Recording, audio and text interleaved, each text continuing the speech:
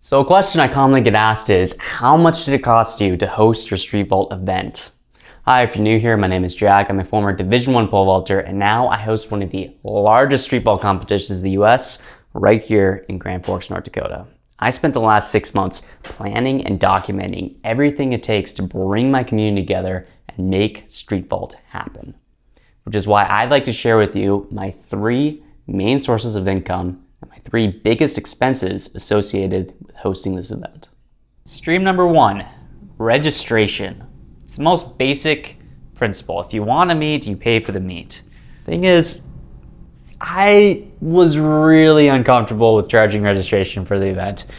Thinking that this was a first time event and it's in North Dakota, and then people were all over the country when I was first recruiting elites. And then even the people who are like a little bit more local, it's still at least an hour drive, oftentimes 2, 3, 5 hour drive in order to get to Grand Forks, North Dakota from any nearby city.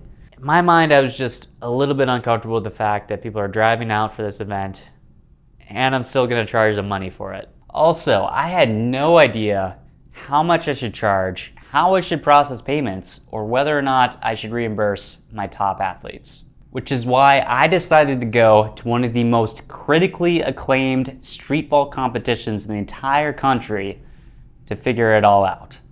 So I sent $155 to DC Vault in Washington, DC, and was planning a trip out to the nation's capital. Unfortunately, I did not go to DC Vault, but I registered through the website, and I actually still learned a lot of really valuable information just by going through their payment processing system.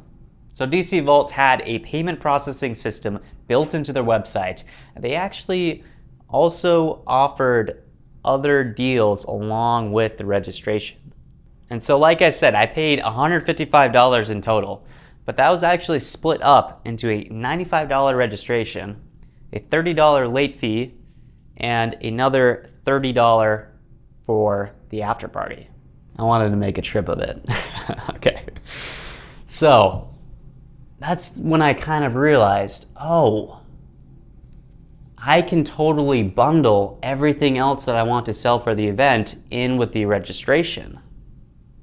Another thing they had that was really, really awesome was a Pole Vault Championships white Under Armour bag for $60. That bag looked awesome. I will say, I would have absolutely loved to have purchased that bag.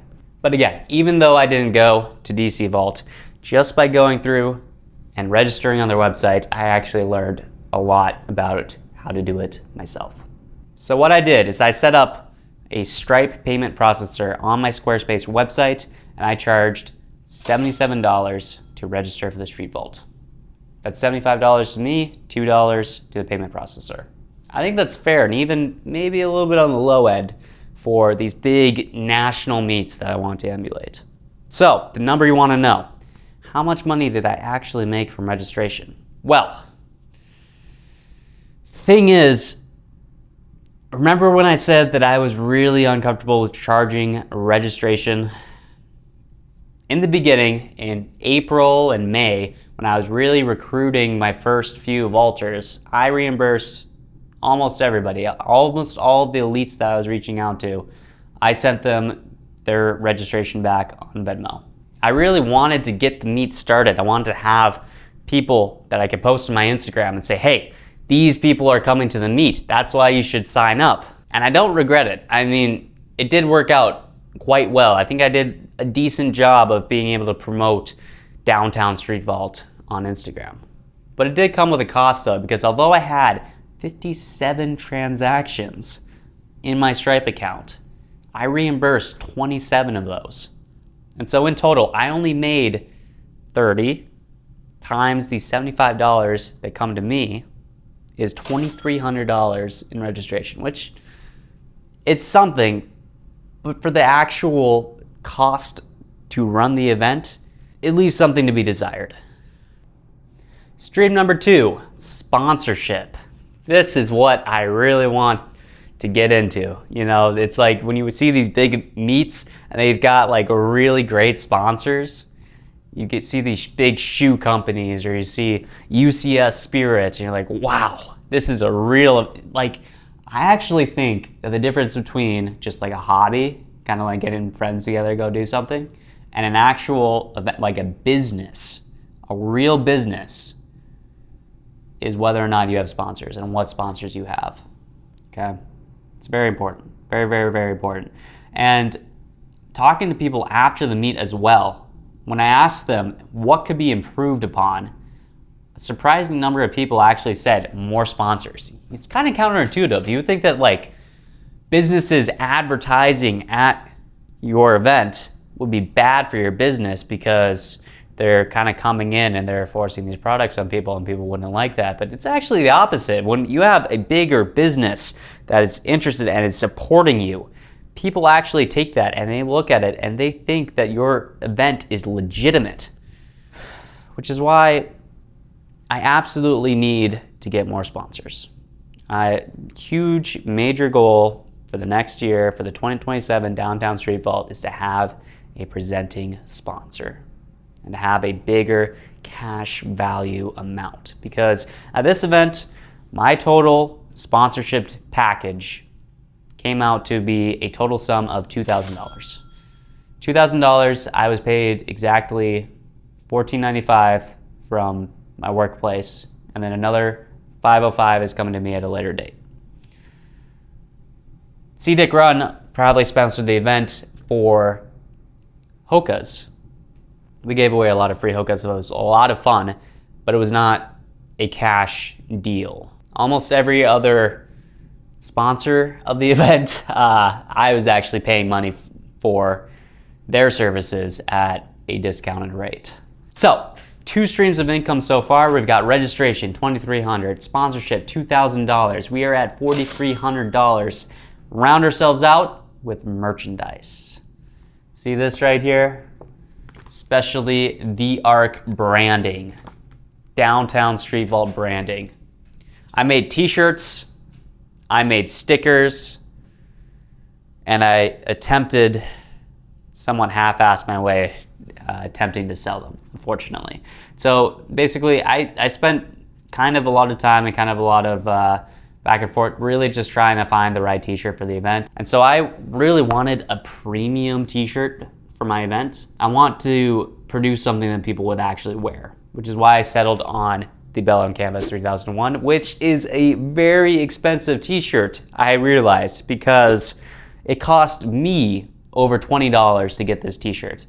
And so when I'm selling it, obviously I can't sell under that price. It becomes a bit of, what is the purpose of the t-shirt? Is the purpose of the t-shirt to provide people with event merchandise so they can feel good about coming to the event? Or is the event t-shirt about retail sales, about making some money back that I spent on the event? In this case particularly, it was absolutely just about giving people a nice shirt to wear. I can't really say that I priced it appropriately if I was attempting to make money. So I had the t-shirt at $30. $30 t-shirt, which is still expensive, but again, it just cost me over $20 to get these t-shirts plus shipping. And so I bought 20 black t-shirts and I sold them at $30 per t-shirt. Thing is, I had some inventory problems. So I actually had 15 larges, and then between small, medium, and extra large, I only had 5 shirts. And so in hindsight, like, there were a lot of girls who were coming who actually would have bought the smalls and the mediums. I and like pretty much everybody that I knew would buy a shirt would want a large, and so that's why I went with so many large. And I just ran out of time, to be honest.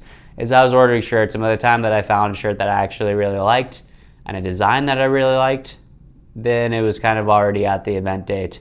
I did order more smalls and mediums. They just did not get processed before the event, and I ended up getting issued store credit for those purchases. And so next year, I would just have merchandise just figured out a month before. Like, I would have the shirts in my inventory. Everything's just stacked a month before. Okay, enough yapping. How much did I actually make from merchandise? Well, I sold 9 t-shirts on the day, and I gave the remaining 11 away for free in a t-shirt giveaway after the event. So 9 t-shirts, $30 per t-shirt, that's $270. I also sold a small number of stickers for $3 per sticker, bringing us to $302 in merchandise. But there's actually a fourth stream of income that I have not mentioned yet, and that is pole rentals. Now, my policy was basically, if you show up to the meet and you ask for a pole, you can get a pole. We'll do our best to find whatever is at the meet. But if you want to guarantee that the poles that you need are at the meet, then you can send just a $20 flat fee, and I will do whatever it takes to get you poles at Downtown Street Vault. And so this was really helpful for our men's elite vaulters who are on sticks that nobody in the area would ever be able to touch. So I had my coaches from University of Minnesota actually drive out my old Essex line of University of Minnesota poles, and we were able to get the elite men the sticks that they need. In retrospect, I definitely could have had more people sign up for the pole rental process if I were more proactive and I actually had it before registration. Even better yet, bundle it with the registration, kind of like DC Vault. But still, $140 from pole rentals, $302 from merchandise, $2,300 from registration, and $2,000 from sponsors. There was actually one more part of registration I didn't mention, is that we had a late registration increase of $10. And so there are 5 people who signed up for late registration, bringing an additional $50 to the total. So, adding up all the sources of income, we come to a grand total of $4,792. Seems like a decent number, right? Almost $5,000. Not too bad. However, my expenses were far greater than that $5,000 number, as you will see in the next video. But first, let's talk a little bit more about the income. What went well and what could be improved upon. I think that $75 was a really good price point. It was such that families are still able to sign up for the event and have it not be too heavy, but it's also priced such that it needs to be a premium experience. That's exactly what it was. We had 2 elite sessions. We had an announcer, we had music playing, and it was just an awesome vibe. And I really think that that $75 price point is right where it needs to be, and it really reflects that. Now, where I think it could be improved is I think that the late registration could definitely be increased. For me as an organizer, like, it's so useful to know exactly how many people are going to be at the event so that I'm able to order the proper number of t-shirts, so that I'm able to make the sessions as soon as possible. And so with people signing up late, I think that you can definitely increase that late fee registration to plus $30. Seems a little bit steep, but that's what DC Vault was charging. And it makes a lot of sense if you think about it. If somebody rush orders within 2 weeks of the event, I think the extra $30 is reasonable. Could also do an early bird registration rate, where if you register 2 months before the event, then you get a discounted rate, and a money back guarantee if you cancel within 2 weeks of the event. I also think that the pole rental needs to be bundled into the registration. If it's not directly in the checkout, it somehow needs to be there. I shouldn't be chasing down people trying to find out what poles they need, although I will do it, and I will, as a host, I will absolutely do my utmost to accommodate somebody, but the pole rental fee needs to be either just completely part of the registration, add just $5 to $10 to everybody's registration and say, hey, if you need poles, I will get you the poles you need. That's honestly probably the best option. Otherwise, you can include it in checkout, like I did a little bit too late, but be more proactive about it. Now that the first event is out and done, and it's awesome, I also think that I can get a lot more people to register for the event. I think I can add a whole nother section in the morning. So we started at 11 a.m. 11 a.m. is when we opened the pit for warm-ups. Thing is, we were out moving and hauling pit and runway starting at 6 a.m. and we actually got it all zipped up and buttoned up and done by 9. And so I think we can definitely add another session in the morning. Start warming up at 8:30. That's gonna light a fire under us a bit in order to actually get it done. But I think that if we can start warming up at 8:30, we can absolutely add another session in, and we can have 60 vaulters is my goal, is to have 60 vaulters in the day. Also, having 27 people reimbursed for registration. I have to be a little bit more disciplined about that. Doing $2,300 is good, but if I had 60 vaulters throughout the day and everybody paid the registration, I would have literally twice that. I'd be at $4,600 in registration alone, which, as you're going to see, is very comparable to some of my largest expenses. Next video is going to be a fun one.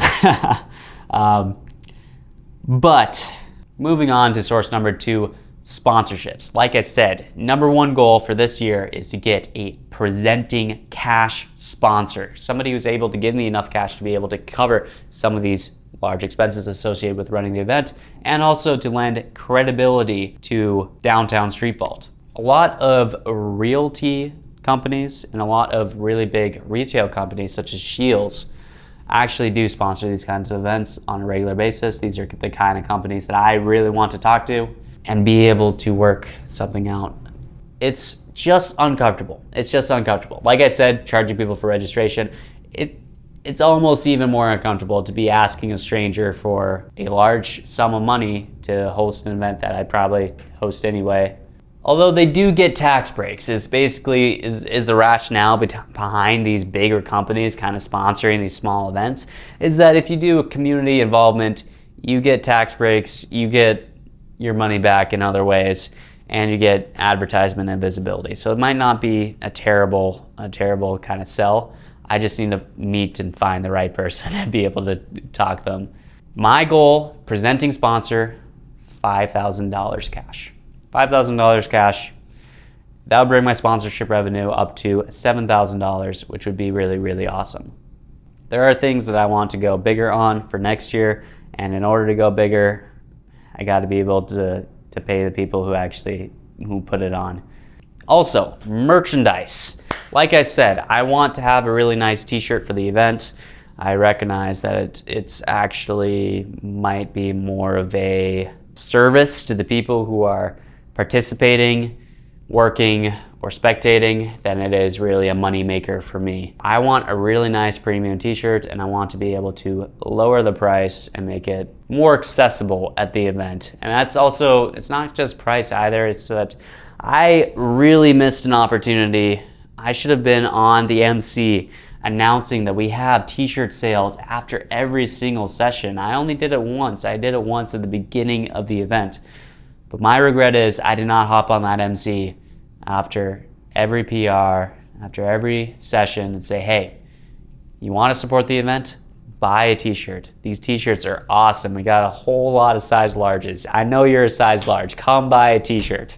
I think that a lot of people just didn't know about the t-shirt sales, and I think that I can do a lot better job advertising, especially at the event, especially on the MC. It's that my goal for me next year is to get on the MC as much as possible and be able to be a leader and a public speaker at my own event. So these were my, you could say, 4 streams of income in order to be able to make Street Vault happen. What can be improved upon is definitely advertising. Better advertising for my merchandise and better advertising for getting a presenting sponsor.